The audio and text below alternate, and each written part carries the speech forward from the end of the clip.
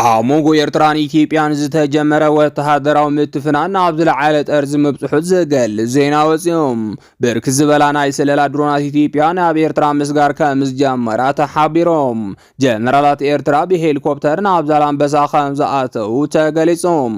ዶክተር ደብረጽዮን መራሒ ትግራይ ናብ አዲስ አበባ ከይጓዓዙ አጠንቂቖም አርዕስተ ዜናና ነዚኦም ይመስሉ ነይሮም። እዚ ሕብረት ሚድያ ኔትወርክ እዩ ዝኸበርኩም ተኸታተልትና ክሳብ መወዳእታ ሙሉእ ትሕዝቶና ክትከታተሉና ብኽብሪ እንዳዓደምና ሕዚ ድማ ናብ ዋና ዝርዝር ዜናና ክንሓልፍ። አሞንጎ ኤርትራን ኢትዮጵያን ዝተጀመረ ወተሃደራዊ ምትፍናን ኣብ ዝለዓለ ጠርዚ ምብጽሑ ዝገልጽ ዜና ወፂኦም ከም ዝፍለጥ አሞንጎ ኤርትራን ኢትዮጵያን ብባሕርን ወደባትን ዝምልከቱ ብርክት ዝበሉ ሓበሬታት ክቃልሑ ምጽንሖም ዝዝከር እዮም። ብመሰረት እዚ ድማ ኤርትራን ኢትዮጵያን ዝነበሮም ናይ ወደብ ተጠቃሚነት ምስሕሓብ ብሰላማዊ መንገዲ ንምፍታሕ ኣብ ድርድር ከም ዘለው ክሕበር ምጽንሑ ይዝከር። ነዚ ስዒቡ እውን ኣብቲ ከባቢ ዓሲሉ ዝነበረ ወጥሪ ኩናት በውሱን መልክዑ ከረጋጋ ይኽእል ተባሂሉ ክንገረሉ ጸንሐ ኮይኖም መንግስቲ ፌደራልን ካድረታቱን እውን ኤርትራ ገዲፎም ገጾም ናብ ትግራይ ኣዚሮም ምንባሮም ይዝከር። ይኹን እምበር ሎሚ ብዛዕባ እቲ ድርድር መንግስታት ኤርትራን ኢትዮጵያን ሓዱሽ ነገር ተሰሚዑሎም። እዚ ሓዱሽ ነገር ድማ መንግስታት ኢትዮጵያን ኤርትራን ወደብ ብሰላማዊ መንገዲ ንምጥቃም ዝነበረ ድርድርን ዘተንፈሪሶም ዳግም ናብ ወጥሪ ከም ዝኣተው ይግለጻሎም። በመሰረት እዚ ድማ ተማሊ ካብቲ ድርድር ከም ዝወፁ ድሕሪ ምግላጹ ወጻኢ ጉዳይ ሚኒስትር ኢትዮጵያ ዝኾነ ኣይተ ጌዲዮን ጢሞቴዎስ ብዛዕባ ወደብ ዓሰብ ሓዱሽ ነገር ተዛሪቦሎም። እቲ ሓላፊ ወጻኢ ጉዳይ ሚኒስትር ኢትዮጵያ ከም ዝበሎ ድማ ኢትዮጵያ ብዘይ ዓሰብ ክትነብር ከም ዘይትኽእልን ድሕሪ ሕዚ ብዘይ ወደብ ዝነብረሉ ታሪክ ከም ዘብቅዐን ገሊጾም። እዚ ቅዋም ድማ ኤርትራ ይኹን ማሕበረሰብ ዓለም ንኽፈልጠሉ ኮነ ኢሉ ዘቃልሖ ኮይኑ እቲ ኩነታት ናብ ውግእ አንፈት የምርሕ ከም ዘሎ ምልክታት እዩ ክብሉ ዝተፈላለዩ ወገናት እናገለጹ ይርከቦም። ድሕርቲ መግለጽ ሓላፊ ወጻኢ ጉዳይ ሚኒስትር ኢትዮጵያ ድማ ክልቴን ሃገራት ኣሎ ዝበሃል ወተሃደራዊ ምንቅስቃስ ይገብራ ከም ዘለዋ ተሓቢሮሎም። እዘን ሃገራት ዝጀመሮ ወተሃደራዊ ወጥሪ ተጠናኺሩ ብምቕጻል ናይ ክልቲኡ ሃገር ሰራዊት ኣብ ሕድሕድ ድንበራት እቲ ሃገር ኣብ ቀረባ ርሕቐት ክቕመጠሉ ክኢሎም ኣለዎም። ብፍላይ ሰራዊት ኢትዮጵያ ብኣንፈት ዓፋር ደፊኡ ከም ዝወፀን ናብ ዓሰብ ኣከባቢ ይጽጋዕ ከም ዘሎን ተሓቢሮሎም። ኣብ ልዕሊ እዚ ድማ መንግስት ፌደራል ናይ ስለላ ድሮናት ናብ ኤርትራ በተደጋጋሚ ልእኽ ከም ዘሎ ዝገለጹ መሰኻኽር ዓይኒም ብወገን ሰራዊት ኤርትራ ድማ ነተን ናይ ብልጽግና ናይ ስለላ ድሮን ንምውቃዕ ተኹሲ ከም ዝገበሩ ተሓቢሮሎም። ከም ዝፍለጥ ኣብ ዝሓለፈ ሰሙን ዜና ሰራዊት ኤርትራ ስትራቴጂካዊ ድሮን ኢትዮጵያ ወቂዑ ከም ዘውደቐ ምሕባርና ዝዝከር እዮም። ሎሚ ድማ እዚ ሰራዊት ብተደጋጋሚ ዝለኣኾ ዘሎ ናይ ስለላ ድሮን ንምውቃዕ ተደጋጋሚ ፈተነ እንዳገበረ ከም ዝርከብ ተሓቢሮሎም። ነስዒብዮ እቲ ዘሎ ወተሃደራዊ ወጥሪ ዝተዓዘቡ መሰኻኽር ዓይኒም እቲ ከባቢ እቲ ኩናት ኣብ ቀረባ ግዜ ምውልዑ ከም ዘይተርፍ እዮም ዝገልጹ ዘለዎም። ካብቲ ህልው ኩነታት ዝተለዓለ ድማ መንግስቲ እንግሊዝ ንዜጋታቱ ህፁፅ ዝኾነ ጻውዒት ገይሩ ከም ዘሎ ተሓቢሮም። ብመሰረት እዚ ድማ ሚኒስትር ጉዳይ ወጻኢ መንግስቲ እንግሊዝ ኣብ ጉዳይ ወተሃደራዊ ምትፍናን መንግስቲ ኢትዮጵያን ኤርትራን ዝምልከት ሓዱሽ ዜና ኣቃሊሑሎም።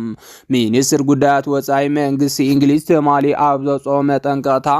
ጉዕዞ ዜጋታቱ ኣብ ኩሎም ዶባት ኤርትራ ካብ 25 ኪሎ ሜትር ርሕቐት ክኸዱ ከም ዘይብሎም ኣተሓሳሲቦም። እቲ ሚኒስትር ኣብ መግለጺኡ ኣብ ሞንጎ ኤርትራን ኢትዮጵያን ልዑል ምትፍናን ከም ዘሎን ኣብ ኤርትራ ቅልውላው እንተተፈጢሩ ነገራት ብስልጠት ክቀያየሩ ከም ዝኽእሉን እዚ ድማ ኣብ ውሽጢ ኤርትራ ንምዝዋርን ለይካ ንምውፃእን ክግድቦን ደገፍ መንግስቲ እንግሊዝ ናይ ምርካብ ዕድሎም ክጸብብን ከም ዝኽእል ሓቢሩሎም።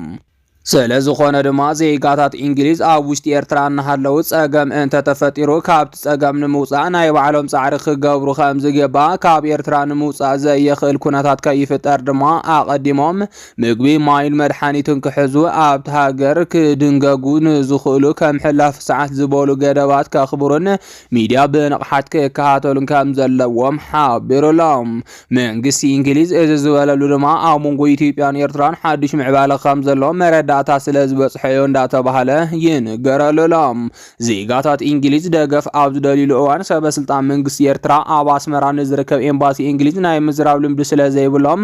ጸገም እንትገጥሞምን ደገፍ እንትደልዩን እቲ ኤምባሲ ንዘቐመጠ ቁጽሪ ስልኪ ክጥቀሙን ናብ ኤምባሲ እንግሊዝ ኣዲስ ኣበባ እውን ክድውሉ ከም ዝኽእሉን ኣተሓሳሲቦም። ነስዒቡ እውን ኣብይን ኢሳያስን ክፍክርዎ ጸንሑ ንውግእ ዝምልከት ፍኸራ ሎሚ እውን ኣጠናኺሮም ከም ዝቐጸለሉ እዩ ዝንገር ዘሎ።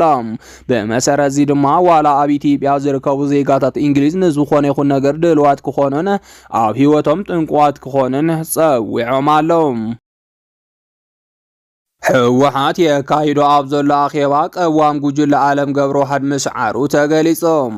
እቲ ዝሰዓረ ቀዋም ጉጅለ ዓለም ገብረዋህድ ድማ ህወሓት ተማዕራረ ፌደራል መንግስቲ ኣፍልጦና ይመልሰልና በዝኾነ ይኹን መንገዲ ናብ ውግእ ክንኣቱ የብልናን ህዝብና ውግእ ይኾነ ዝብል ምዃኑ ተሓቢሮም። ቀዋም ጉጅለ ዓለም ገብረዋህድ ብዙሓት መራሕቲ ሰራዊት ደጊፎም ኣለዉ ዝተባሃለ ኮይኖም ኣብዚ ጉዳይ ድማ ኣይተ ዘርኡ ገብረ ሊባኖስ ዝርከቡ ሓደ ጉጅለ መሰበ ስልጣን መንግስቲ ፌደራል ኣብ ኣዲስ ኣበባ ኣብ ዝርርብ ከም ዝርከቡ ተሓቢሮሎም። ህዝቢ ትግራይ ኩናት ይኾነ ዝብል ቅዋም ብኩሉ ክድገፍ ዘለዎ ሰናይ መርገፂ እዩ ዝተባሃለ ኮይኖም ይኹን እምበር ሕዚ እውን ውድብ ህወሓት ዝስዕቡ ሕቶታት ምሕታትን ግልፂ ምላሽ ምርካብን ወሳኒ እዩ ዝብል ጻውዒት ቀሪብሎም። እቲ ጻውዒት ድማ በእቶም ቅድሚ ሕዚ ብጌታቸው ረዳ ዝምራሕ ግዝያዊ ምሕዳር ትግራይ ዝድገፉ ኣካላት ዝቐረበ ኮይኖም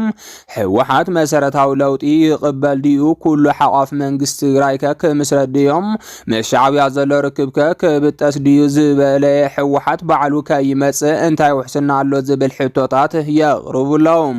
ይኹን እምበር እዞም ወገናት ቀድሚ ሕዚ ብናይ ሓሶት ዜናታት ንባዕሎም ናይ ውሽጢ ፈለጥቲ ኮይኖምን ንጸላኢ ምቹው ኩነታት ዝፈጥሩ ዝነበሩ ምስ ምዃኖም እቲ ሕዚ ዝቃላሕ ዘሎ ብዓለም ገብረዋህድ ዝምራሕ ጉጅለ ህወሓት ሽዒር ወፂኡ ዝብል ዜና ክንደይ ዝኣክል ክእመን ይኽእል ዝብል ሕቶ ኣልዒሉ ይርከብ።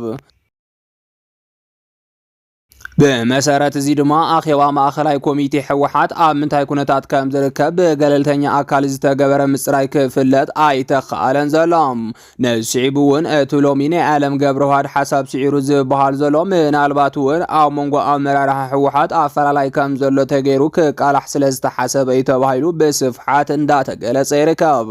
ብተመሳሳሊ ዜና ድማ ዶክተር ደብረጽዮን ገብረ ሚካኤል ኣብዚ ሕጂ ሰዓት ዝኾነ ኣመራርሓ ትግራይ ናብ ኣዲስ ኣበባ ከይጓዓዝ ሓሰብ ከም ዝሃቡ ተሓቢሮም። ኣመራርሓ ሰራዊት ይኹን ኣመራርሓ ህወሓት ንኣኼባ ይኹን ንግሉ ጉዳዮም ናብ ኣዲስ ኣበባ ከይጓዓዙ መተሓሰብ ከም ዝሃበ ተገሊጹሎም። እዚ ዝበሉሉ ዋና ምክንያት ድማ ኣብዚ ሕጂ ሰዓት ፌደራል መንግስቲ ኣብ ልዕሊ መሪሕነት ትግራይ ሓደጋ ንምብጻሕ ኣበርቲዑ ይሰርሕ ከም ዘሎ ብምግላጽ ኣብዚ ሕጂ ሰዓት ናብ ኣዲስ ኣበባ ምኻድ ማለት ኢድካ ከም ምሃብ ከም ዝቁጸር እዩ ገሊጹ ዘሎም። ብተወሳኺ እውን ዝኾነ ይኹን መሪሕነት ብምሓዝ ከም መጀመሪ ውግእ ክጥቀመሉ እዩ ዝሓስብ ክብን ኣብዪ ኣሕመድ ዝጠርጠረ ዶክተር ደብረጽዮን ኩሉ ተጽዕኖ ፈጣሪ ዝበሃል መሪሕነት ትግራይ ናብ ኣዲስ ኣበባ ካብ ምጉዓዝ ክቁጠብ ድማ ጸዊዑሎም። ብኻልእ ዜና ድማ ናይ ትግራይን ኤርትራን ጀነራላት ኣብ ዛላንበሳ ሎሚ ከም ዝተራኸቡ ጸብጻብ ዘኢኮኖሚስት ሓቢሮም። ናይ ክልቲኦም ወገናት ጀነራላት ዛጊድ ብምንታይ ምክንያት ከም ዘይኮነ ኣብ ዘይተፈለጠሉ ጉዳይ ኣብ ከተማ ዛላንበሳ ተራኺቦም ኣኼባ የካይዱ ኣለዉ ዝብል ጸብጻብ ዘኢኮኖሚስት ኣውፅኡሎም። እዚ ናይ ኢትዮጵያ ሚድያታት ብሰበር ዜና ረኣዩልና ስምዑልና ብምባል ዘቃልሖ ዘለዋ ጸብጻብ ዘኢኮኖሚስት ኣስማት እንዳጸርሓም ናይ ትግራይን ኤርትራን ጀነራላት ኣብ ዛላንበሳ ምህላዎምን ትልሚ ውግእ የውፅኡ ከም ዘለውን ይኸሳሎም። ስለዚ ድማ እዘን ሚድያታት ሎሚ ኣብ ልዕሊ ኢትዮጵያ ብህወሓትን ሻዕብያን ኩናት ይእወጅ ኣሎ ዝብል ጥርዓን የቕርባሎም። ከም ዝፍለጥ መርበብ ሓበሬታት ዘኢኮኖሚስት ካብቶም ኣብዚ ሕጂ ሰዓት ብርክት ዝበሉ ተኣመንቲ ሓበሬታት ሓደ ምዃኑ ክንገረሉ ጸኒሖም። እዚ መርበብ ሓበሬታ ሎሚ ዘቃልሖ ዜና ስዒቡ ድማ ቀልቢ ብዙሓት ዝሰሓበ ዜና ኮይኑሎም። ምክንያቱ ድማ ውጥረት እቲ ከባቢ ኣብ ዝተባኣሰሉ ኣብዚ ሕጂ ሰዓት ልዑል ዝኾነ ወተሃደራዊ መቐይሮ ነጥቢ ክእለት ኣለዎ ዘለዎም ዝበሃሉ ጀነራላት ትግራይ ብዕሊ ብዓለም ለኸ ሚድያ መሻዕብያ ምርኻቦም ምሕባሩ ስዒብዮም እቲ ዜና ድማ ንኽልቲኡ ህዝቢ ማለት እውን ህዝብታት ትግራይን ኤርትራን ተስፋ ሒዙ ከም ዝመፀ እዩ ዝንገር ዘሎም ምክንያቱ ድማ በቲ ሓደ ገጽ ክሳብ ሕዚ ብሰራዊት ኤርትራ ዝተተሓዙ መሬት ከም ዘሎን ብምርዳእ ነፃ ክወፁ ተባሂሉ ተስፋ ስለዚ ተገበረሎም በቲ ካልእ ገጽ ድማ ትግራይ ብአብይ አሕመድ ምፍራሕ ኣብ ዝበፅሓ ዘሎ ግዜ ብወገን ኤርትራ ዘሎ ጉዳይ ብሰላም ምፍትሑ ስዒብዮም ብተወሳኺ እውን ፌደራል መንግስቲ ከምቲ ቅድሚ ሕዚ ትግራይ ከቢቡ ንምጥቃዕ ዝኸዶ ዝነበረ ርሕቀት ዝቕንስ ስትራቴጂካዊ ርክብ ተባሂሉ ይንገረሎም እቲ ርክብ ድማ ኣብ መንጎ ወተሃደራዊ መራሕቲ ምዃኑ ስዒቡ ጠንካራ ምሕዝነት ክፍጠር ዝኽእል ዕድል ከም ዘሎ እዩ እንዳተገለጸ ይርከብ ብተመሳሳሊ ዜና ድማ ኣዘዝ ሰራዊት ኤርትራ ብሄሊኮፕተር ናብ ዛላንበሳ ከም ዝመፁ ተሓቢሮሎም እዚ ድማ በብዙሓት ዓለም ለኸ ሚድያታት ትኩረት ዝሰሓበ ጉዳይ ኮይኑ ከም ዘሎ ዝረኸብናዮ ሓበሬታ የረድም እዚ ድማ ኣብ መላእቲ ሃገር ትኩረት ዝሰሓበ ዜና ኮይኑ ከም ዘሎ ተሓቢሮሎም ዝኸበርኩም ተኸታተልትና ነሰዓት ዝበልናዮም ሓበሬታታት ነዚኦም ይመስሉ ነይሮም ንምክትታልኩም ካብ ልብና መስገን ኣብ መንጎ ፍሉይ ሓይሊ ኣምሓራን ሰራዊት ኢትዮጵያን ኣብ ውሽጢ ከተማ ብዝተለዓለ ውግእ ብዙሓት ከም ዝሞቱ ተሓቢሮም ክልል ኣምሓራ ኣብ መንጎ ናይ መንግስቲ ዝነበሩ ፍሉይ ሓይልን ናይ መንግስቲ ፌደራል ሰራዊትን ዝተለዓለ ናዕቢ ካብ ዓቕሚ እቲ ክልል ወፃኢ ከም ዝኾነ ወተሃደራዊ ፍልፍላት ሓቢሮም ነዚ ድማ ተወሳኺ ሰራዊት ኢትዮጵያ ኣብ መንጎ ናይ ፌደራል ሓይልን ፍሉይ ሓይሊ እታ ክልልን ዘሎ ጎንፂ ንምፍታሕ ተባሂሉ ተወሳኺ ሰራዊት ከም ዘእተወ ዝረኸብናዮ ሓበሬታ የመላኽት መሰረት እቲ ዝተረኸበ ሓበሬታ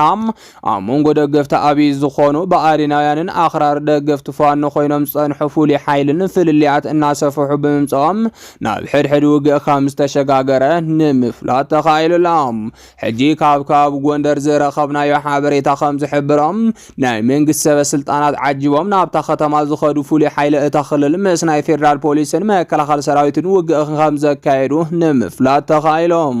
ኣብዚ ውግእ ብዙሓት ከም ዝተቐተሉን ጸኒሑ ግን ካብ ላዕሊ ብዝተዋሃበ ትእዛዝ ንግዚኡ ጠጠው ከም ዝበለን ተሓቢሮም ፍልፍላትና ወሲኾም ከም ዝገለጽዎ ናይ ኣምሓራ ሓይልታት ንናይ ፌደራል ናይ ጸጥታ ሓይሊ ጨውዮም ከም ዝወሰድዎም ሓቢሮም እዮም ብመሰረት እቲ ዝተረኸበ ሓበሬታ ዛጊድ ካብ ዝተጨወዩ ወተሃደራዊ መኮንናትን ኮነራላትን ሻላቀታትን ከም ዝርከብዎም ንምፍላጥ ተኻኢሎም ህልው ኩነታት ክልል ኣምሓራ ዝተዓዘቡ ተንተንቲ ፖለቲካ ናይ ክልል ኣምሓራ ቀውሲ ቀጻጸል ከም ዘሎ ዝገለጹ ኮይኖም